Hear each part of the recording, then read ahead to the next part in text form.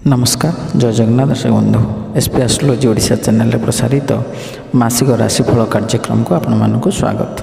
दर्शक बंधु आज आम आलोचना करवा जुलाई 2024 रे केमिति रहिबो राशिचक्र सप्तम राशि तुला राशि व्यक्तिविशेष मानकर शुभाशुभ राशिफल विषय में। किंतु ता पूर्व जदि आपण माने आम चैनल को प्रथम थर पर आसी थांती तेबे वीडियोटी को लाइक करंतु शेयर करंतु एवं चैनल को सब्सक्राइब करंतु। तो दर्शक बंधु आउ विलम्ब करवानी आरंभ करवा आज आलोचना चक्र जुलाई 2024 रे तुला राशि शुभाशुभ राशिफल। ए तुला राशि जार अधिपति ग्रह होउछंती शुक्र। तुला राशि शुभवार बुधवार शुक्रवार घातवार गुरुवार। शुभ संख्या 2 6 8। शुभ रंग धला कला। दर्शक बंधु ए तुला राशि व्यक्तिविशेष माने स्वभाव केमिति होइथांती। तुला राशि जात व्यक्ति मान्ययुक्त संग्रहशील भोगी धार्मिक श्रीमान बहुभृत्ययुक्त विचक्षण बापी कूप तड़ाग आदि धर्म कार्यकारी पंडित सकल कलायुक्त राजप्रिय मधुर रसप्रिय द्विभार्यायुक्त पितृभक्ति मातृपरायण अल्प संतान अल्प बंधु कृषिकर्म पर क्रय विक्रय कुशल और देवब्राह्मण सेवक स्वभाव होइथांती।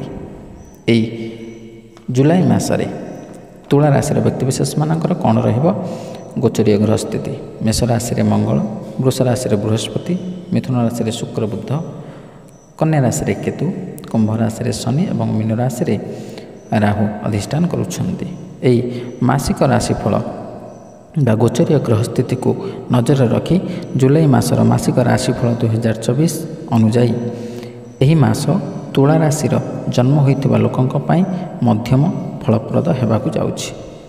आपणक राशि प्रभु शुक्र महाराज मास आरंभ नवम घरे अवस्थित रहिबे एवं आपणको शक्तिशाली फलाफल देबे। एकादश घरर सूर्य भगवान मध्य सेमानक सहित उपस्थित रहिबे, जेउथिपाई आपण भल आर्थिक स्थिति पाई परिबे। गुरुत्वपूर्ण योजना गुड़ी को आगक नेबारे आपण सफलता पाइबे। नवम घरर प्रभु बुध महाराज मध्य दशम घरे बसी राजयोग फलाफल देबे एवं कार्यक्षेत्र रे सफलता पाइबे। आपणक क्यारियर रे प्रगतिर संभावना अछि एवं एही मास आपणक सांप्रतिक कार्य रे परिवर्तन मध्य सूचाउछि। एहर अर्थ आपण अधिक वेतन सहित एक भल पदवी रे एक नूतन चाकरी पाई परिबे। बेरोजगारी पाई मध्य चाकरी पाइबार संभावना अछि। आपणकर चाकरी रे स्थानांतरर एक संकेत मध्य रही अछि, किंतु यह आपणको लाभ पाइबा पाई सुजोग देव एवं चाकरी रे आपणकर स्थिति मजबूत हेब। षष्ठ घरे राहुंक उपस्थिति जोगु आपणक विरोधी माने असुविधारे पड़िबे एवं आपणको लुटिबाकु समर्थ हेबे नाही, किंतु यह निश्चित भाव रे आपणको किछि समय पाई मानसिक चिंतारे पकाई पारे। तेणु निजर जत्न नियंतु। व्यवसाय करुथुवा लोकंक पाई सप्तम घरे उपस्थित मंगल महाराज एक दृढ़ स्थिति रे रहिबे एवं आपणक व्यवसाय को आगो को बढ़ाइबारे आपणको संपूर्ण सहाय्य करिवे। आपण व्यवसाय रे सफलता पाई पारंते, किंतु आपण धैर्यहीनतार सहित कौनसी निष्पत्ति नेबा उचित नुहे। आर्थिक दृष्टि एही मास उत्थान पतन रे परिपूर्ण हेब। आय बढ़ी पारे किंतु खर्च मध्य बढ़ी पारे। स्वास्थ्य प्रति ध्यान देवार आवश्यकता रहिबो। पंचम घरे शनि, षष्ठ घरे राहु, सप्तम घरे मंगल और अष्टम घरे बृहस्पति को अवस्था स्वास्थ्यगत समस्या सृष्टि करिपारे। पारिवारिक जीवन रे सुख रहिबो। परिवार सदस्यों मध्य समन्वय मजबूत हेब। प्रेम जीवन रे किछि असुविधाजनक परिस्थिति रही पारे।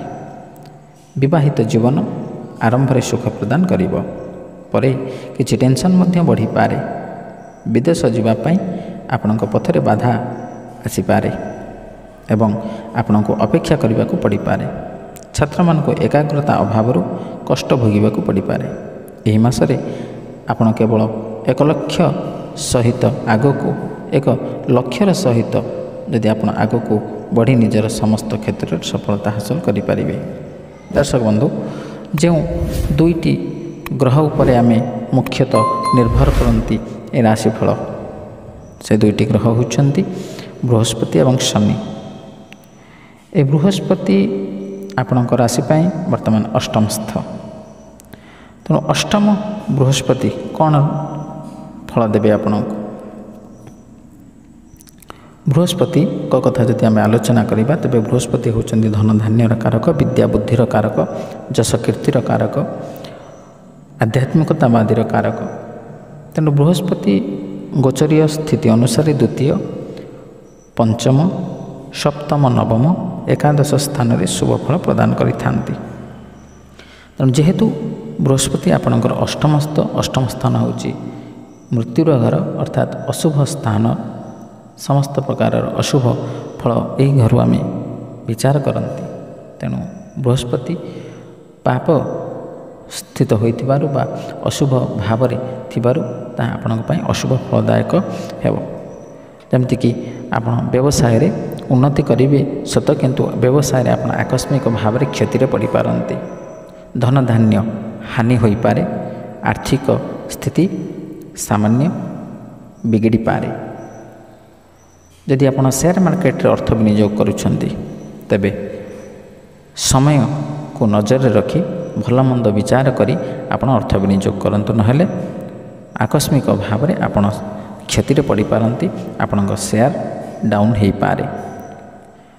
ଏବଂ ଯେଉଁମାନେ ଆଧ୍ୟାତ୍ମିକବାଦୀ ଲୋକ ସେମାନଙ୍କର ଆଧ୍ୟାତ୍ମିକତା କ୍ଷେତ୍ରରେ ଆଗ୍ରହ କମିବ, ମାନସିକ ଅଶାନ୍ତି ଦେଖାଦେବ ଏବଂ ଆପଣଙ୍କର ଆୟ ଠାରୁ ବ୍ୟୟ ଅଧିକ ରହିବ।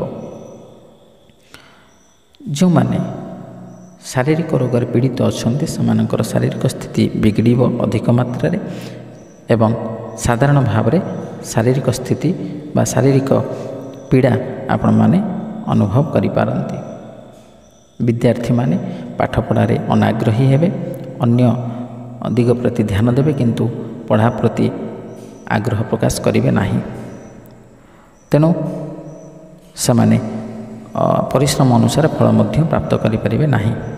ଦ୍ୱିତୀୟରେ ଯଦି ଆମେ ଶନିଙ୍କ କଥା ଆଲୋଚନା କରିବା, ଶନି ହେଉଛନ୍ତି ସତ୍ୟର ଦେବତା, ନ୍ୟାୟର ଦେବତା। ତେଣୁ ଶନି ଗୋଚରୀୟ ସ୍ଥିତି ଅନୁସାରେ ତୃତୀୟ, ଷଷ୍ଠ, ଦଶମ, ଏକାଦଶ ଏହି ଚାରୋଟି ସ୍ଥାନରେ ଶୁଭ ଫଳ ପ୍ରଦାନ କରିଥାନ୍ତି। କିନ୍ତୁ ଶନି ମଧ୍ୟ ଆପଣଙ୍କର ରାଶି ପାଇଁ ପଞ୍ଚମ ସ୍ଥାନରେ ଅଧିଷ୍ଠାନ କରୁଥିବାରୁ ଶନି ମଧ୍ୟ ଆପଣଙ୍କ ପାଇଁ ଜୁଲାଇ ମାସରେ ଶୁଭ ଫଳ ପ୍ରଦାୟକ ହୋଇପାରନ୍ତି ନାହିଁ।